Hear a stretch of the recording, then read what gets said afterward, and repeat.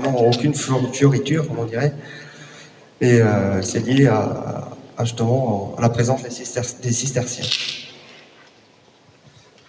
Donc je voulais un extrait justement à ce sujet.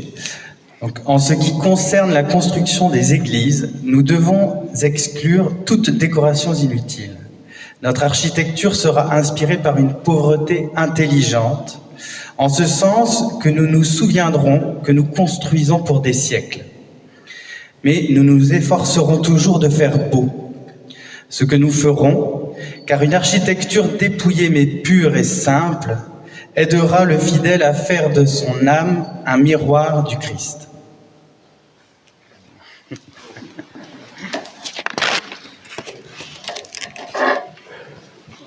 Donc le clocher, élément fondamental de l'église, il a été construit hors d'œuvre. C'est-à-dire qu'il est construit en dehors de l'église, vraiment comme s'il n'avait pas été prévu à l'origine. Il porte une inscription aujourd'hui illisible, ou difficilement lisible, parce que même en sachant où elle était, moi je ne l'ai pas vue. On a eu la chance hier d'avoir une personne qui en avait fait la gravure, qui nous a montré des panneaux de plâtre avec les gravures, et cette inscription dit « Cette tour fut fondée en l'an 1665, lors recteur Messire Pierre de l'Espinay et fabrique Hervé Corre et Yves Martin. » Donc 51-65, un bon petit délai entre les deux.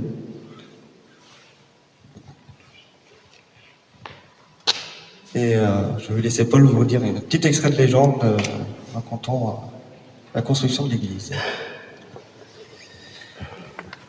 Il était une fois une femme dont le mari travaillait à la construction de l'église et qui, le jour où fut posée la première pierre, eut la délicatesse de mettre au monde un petit garçon qui, aussitôt baptisé, fut prénommé Énéour, en mémoire du saint patron de l'église que l'on s'apprêtait à reconstruire. 16 ans plus tard, toujours selon la légende, l'honneur de poser non plus la première pierre, mais la dernière pierre échut tout naturellement au jeune Énéour. Mais voilà, arrivé tout en haut du clocher, il fut pris de vertige tel qu'il se trouva rapidement bien incapable ni de la poser, ni même de redescendre.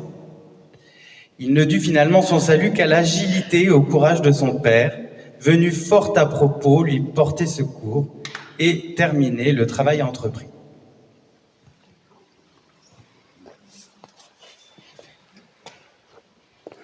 Donc, le petit Énéour avait donc 16 ans à la fin de l'édification de l'église. On a fondé en 1660, clocher fondé en 1665, et la dernière pierre posée, a priori, en 1667. Donc, ce clocher est le petit frère de celui de Comana. On peut voir beaucoup de similitudes entre les deux clochers. Ce sont un peu les jumeaux quand on est sur les crêtes. Celui de Comana est cependant beaucoup plus massif.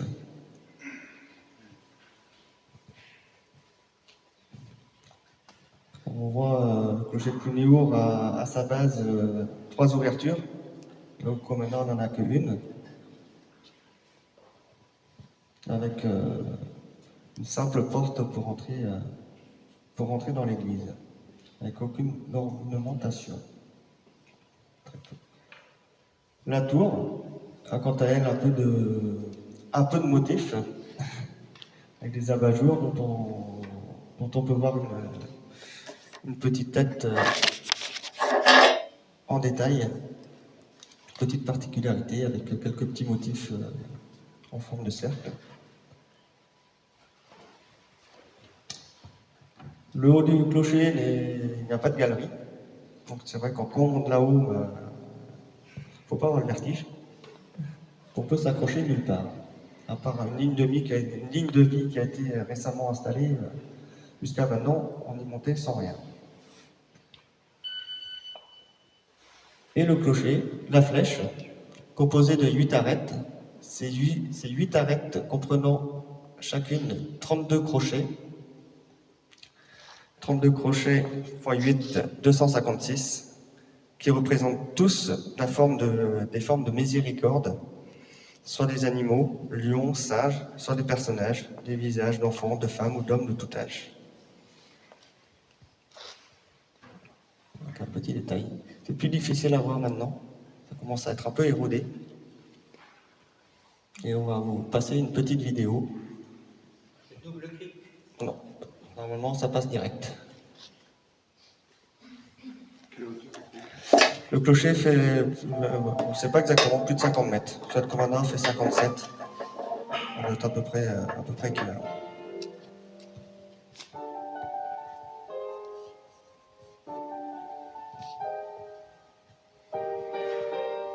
On voit qu'il n'y a pas beaucoup de place pour marcher autour de la flèche.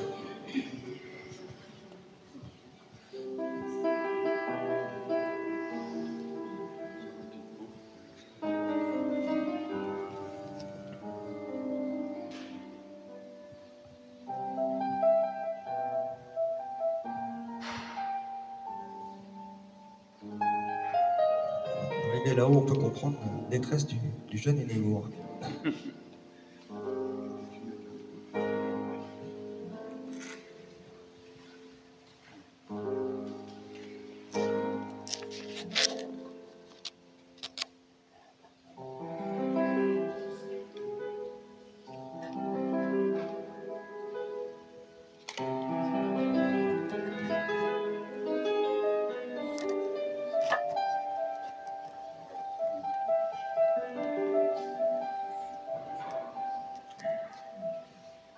Pour les plus courageux, ça fait de belles marches à monter, à escalader. Oui, donc il y a un escalier qui qui est compris dans la maçonnerie de la tour, jusqu'à la corniche. Il y a 115 marches à monter. On ne monte pas dans la flèche, on monte à l'extérieur. Les plus anciens ont eu la porte, ils n'ont pas fermé à clé, des jeunes gens allaient escalader.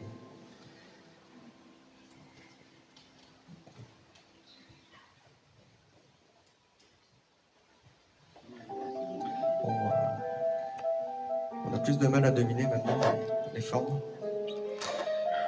Il y avait la présence d'un diable qui, associé à ses voisins, semblait vouloir mener une sorte de danse macabre autour du clocher. Et un petit mot sur les cloches qui sont au nombre de 2. Une datée de 1832, fondue à Morlaix, et la deuxième datée de 1923, prénommée Marie-Louise. Et le beffroi a fait l'objet d'une réfection en 1954.